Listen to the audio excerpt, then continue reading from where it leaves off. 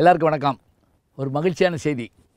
அதாவது நான் புத்தகம் எழுதியிருக்கேன்னு சொல்கிற போது எல்லோரும் கேட்பாங்க, எத்தனை எழுதியிருக்கீங்க, எங்கே கிடைக்கும் அப்படிலாம் வரிசையாக கேட்டுக்கிட்டே இருப்பாங்க. அது என்னுடைய பதிப்பகத்தில் இருக்குது, அமுதம் பதிப்பகத்தில் இருக்குது. இருந்தாலும் நம்முடைய யூடியூப் நேயர்களுக்காக, உலகம் முழுவதும் இருக்கிற தமிழ் வாசிப்பாளர்களுக்காக அமேசான் கிண்டல் அதில் நம்முடைய புத்தகத்தை நம்ம பதிவேற்றம் செஞ்சுருக்கிறோம். இனிமேல் நீங்கள் தாராளமாக என்னுடைய புத்தகத்தை படிக்கலாம். என்னோட பேசுவது போலவே இருக்கும். அந்த புத்தகத்தை வாங்குறதுக்கான லிங்க்கு தான் கீழே இருக்குது.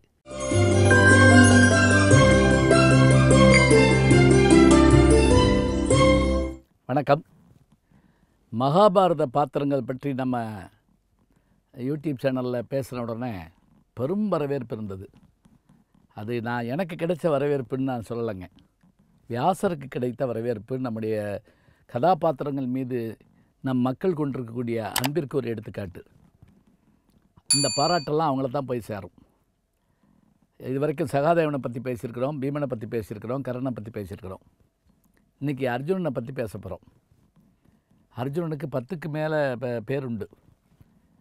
அதில் பார்த்திபன், அதே மாதிரி காண்டீபன், கிரீடி, இன்னும் வரிசையாக நிறைய சொல்லிக்கிட்டே போகலாம். அர்ஜுனுடைய தாய் குந்தி. அவருடைய பெற்ற வரத்தின் காரணமாக அவன் என்ன பண்ணுறா, மந்திரத்தை உச்சரித்து ஒவ்வொரு தேவர்கள் மூலமாக ஒரு குழந்தைகளை பெறா. அதில் தர்மன் யமதர்மனுக்கும், பீமன் வாயுவுக்கும், மூன்றாவதாக இந்திரனிடத்தில் அர்ஜுனனும் பிறக்கிறார்கள். பஞ்சபாண்டவரில் 3 பேருடைய தாய் தான் குந்தி.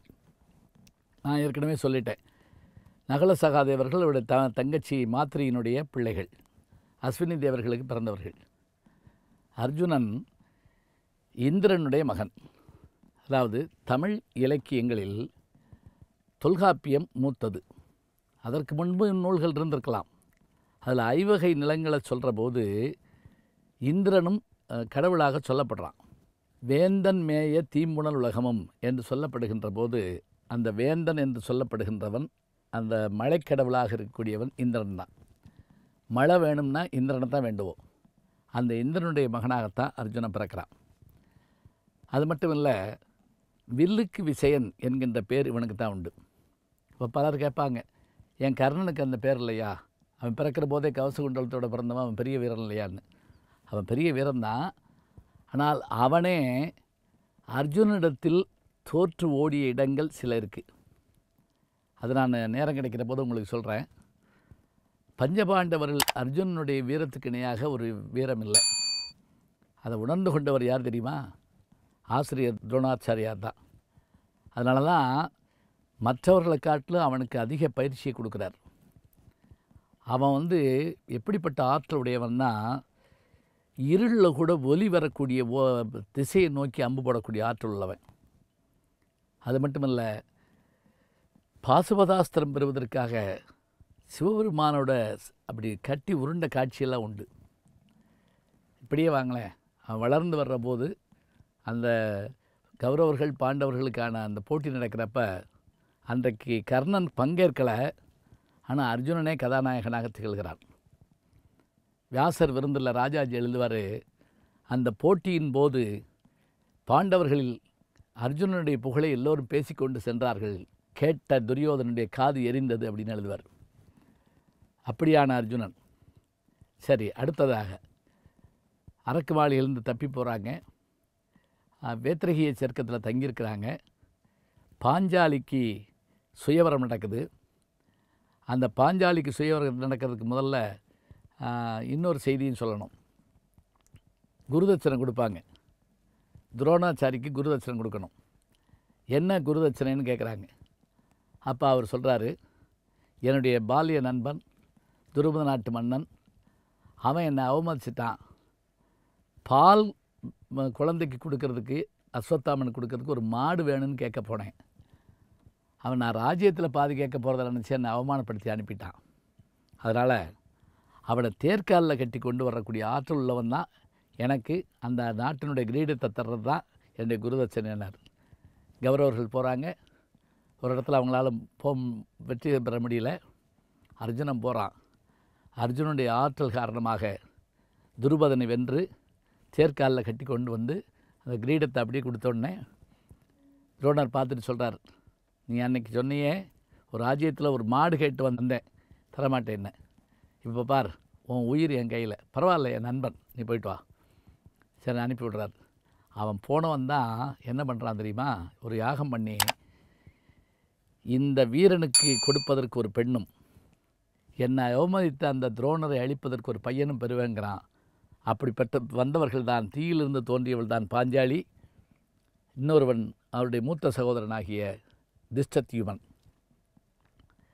இதை நம்ம தனியாக பார்க்கலாம், அந்த பாத்திரங்களை எல்லாம். அப்படி குருதட்சணை கொடுத்தவர்.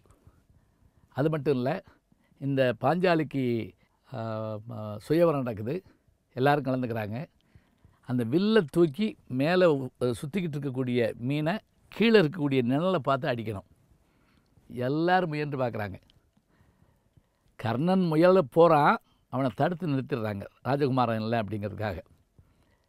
இப்போ மாறு வேடத்தில் இருந்த பாண்டவர்கள் அந்தணர்களும் கலந்து கொள்ளலாம்னு சொன்ன உடனே அந்தணராக இருந்த அர்ஜுனன் கண்ணனுடைய அந்த வாய்மொழி கேட்டு போய் அந்த வில்லை இது பண்ணி அடித்து அந்த மச்சத்தை வீழ்த்துறான். பாருங்கள், குறி பார்த்து சுடுறதுங்கிறது சுலபம், நிலையாக நிற்கிற பொருளை. ஆனால் அசைந்து கொண்டிருக்கக்கூடிய பொருளை அடிக்கணும்னா எத்தனை ஆற்றல், அதுவும் கீழே பார்த்து அடிக்கணும். செய்தி காட்டினான். அந்த பெருமை அவனுக்கு உண்டு. அதோடு மட்டுமில்லை, பாஞ்சாலியை கொண்டுட்டு போனபோது அவனுடைய தாய் 5 பேரும் ஏற்றுக்கொள்ளுங்கள்னு ஒரு வார்த்தை சொல்கிறா. அதை பற்றி நிறைய கருத்துக்கள் இருக்குது, அதை நம்ம பார்க்கலாம். அர்ஜுனன் இல்லை என்றால் இவர்களுக்கு பாஞ்சாலி கிடைத்திருக்க மாட்டாள்.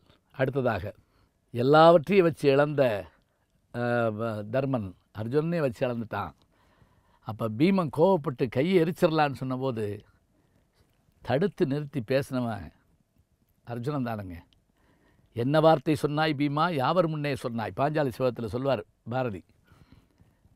என்ன வார்த்தை சொன்னாய், யாவர் முன்னே சொன்னாய். தர்மத்தின் வாழ்வதென்னை சூதுகவும் தர்மம் மறுபடியும் வெல்லும் என்னும் இயற்கை மர்மத்தை நம்மாலே உலகங்கற்கும் வழிதேடி விதியுந்த செய்கை செய்தான். இன்று கட்டுண்டோம், பொறுத்திருப்போம், காலம் மாறும், தர்மத்தை மென்மேலும் வெல்ல காண்போம், தனு உண்டு காண்டீபம் அதன் பேர் என்றான். அப்படின்னா அத்தனை பெரிய ஆற்றலை வைத்து கொண்டு வில்லால் ஜெயித்து காட்டுவோம் என்று தன்னுடைய சொல்லால் சொன்னவன் தான். அதே மாதிரி காட்டுக்குள்ளே போனாங்க, எத்தனையோ சாகசங்கள். அந்த சாகசங்களில் முக்கியமாக அவன் தீர்த்த யாத்திரை சருக்கத்தின் போது நடந்ததும், அதே போல் சிவபெருமானை அவன் சந்தித்ததும், பின்னர் போர்க்களத்திலே அவனுடைய சாகசங்களையும் தொடர்ந்து காண இருக்கின்றோம். மிகச்சிறப்பான செய்திகளெல்லாம் பின்னர் வருகின்றன. அர்ஜுனனை தொடர்ந்து பார்ப்போம். அன்பிற்கினிய யூடியூப் நேயர்களே, நீங்கள் என்னோடு இன்னும் நெருக்கமாக தொடர்ந்து வர வேண்டும் என்று சொன்னால் இன்ஸ்டாகிராம், ட்விட்டர் போன்ற பதிவுகள்லையும் என்னை நீங்கள் தொடருங்க. பின்தொடர்ந்து வாருங்கள், நாம் எல்லோரும் முன்தொடர்ந்து செல்வோம்.